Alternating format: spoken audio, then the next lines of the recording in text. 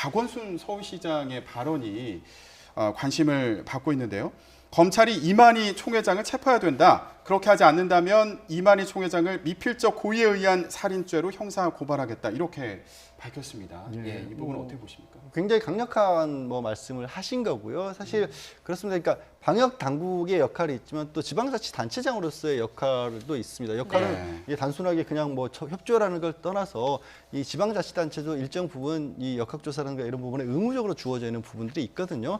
그 과정에서 사실 1,000만이 넘는 서울 시민을 책임지고 있는 입장이기 때문에 지금 제가 아까 사실 말씀드린 적극적인 협조 이런 정도로는 좀 부족하다라고 판단을 하신 거죠. 그러니까 실무를 하고 담당하고 계시고 명단을 직접 파악을 하고 있고 누락된 부분을 확인을 해야 되는데 아직도 그 부분이 확인이 안 되고 있으니 이걸 어떻게 할 것이냐라는 거고 아마 이제 박원순 시장님께서도 당연히 이제 법조인이시기 때문에 이런 부분에 대해서는 본인의 입장도 있으실 겁니다. 제가 알고 있는 것보다 또 가지고 있는 자료에서 분명히 저는 이제 막연하게 이 부분이 누락됐다 이런 정도지만 박 시장님 입장에서는 계속 지금 연락이 안 닿는 친도들도 계속 연락을 해서 확인을 하고 있는데 그 부분에까지도 미협조적으로 나오는 부분이 아직도 있다. 그렇다면 그 책임을 결국 책임을 물을 수 있는 건 이만희 지금 총회장 아니냐라는 말씀을 하신 것 같습니다. 다만 이제 미필적 고의한 살인까지 말씀하셨던 거 그만큼 위중하다라는 걸 좀 강조하기 위한 표현이 아니신가 싶습니다. 이게 명단이 누락되면 방역에도 당연히 구멍이 뚫릴 수밖에 없잖아요. 위원장님께서도 역학조사관을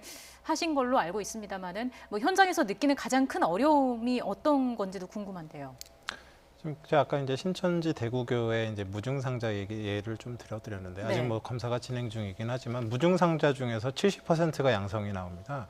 이건 두 가지로 해석을 할 수가 있어요. 하나는 이분들이 증상이 있었음에도 숨겼을 수 있습니다. 그래서 무증상자로 구분됐을 수 있고요. 실제로 증상이 없어서 무증상자라고 얘기하셨을 수도 있고 둘 다 문제입니다. 왜냐하면 이 이제 코로나19의 가장 큰 특징 그리고 가장 무서운 점 중에 하나가 증상이 없는 분들이 감염력이 있고 진단이 됩니다. 그럼 이건 방역 당국에서 찾아낼 수가 없지 않습니까? 그렇죠. 이제 이게 가장 큰 문제가 되고요. 또 하나는 숨기는 부분 이게 이제 역학조사할 때 가장 큰 문제가 되는데요. 적극적으로 거짓말을 하시지 않더라도 이렇게 방역 당국에서 가갖고 여러 조사를 하고 이제 협조를 구하면 숨기시는 분들이 상당히 많습니다. 그러면 이 부분이 결국은 나중에 불거져서 이제 드러나게 되는 경우가 굉장히 많거든요. 그래서 이런 분들 대부분이 이제 증거를 들이밀어야만 이제 제대로 이제 답을 해주시는 경우가 많아서 이제 지금 방역 당국에서 굉장히 어려운 상황에 처해 있기 때문에 역학 조사를 하실 때 좀 남김없이 숨김없이 잘 얘기를 해주시는 그런 성숙한 시민 의식이 사실 필요한 때라고 봅니다. 변호사님, 이게 숨기는 거는 법적으로 문제가 되진 않습니까?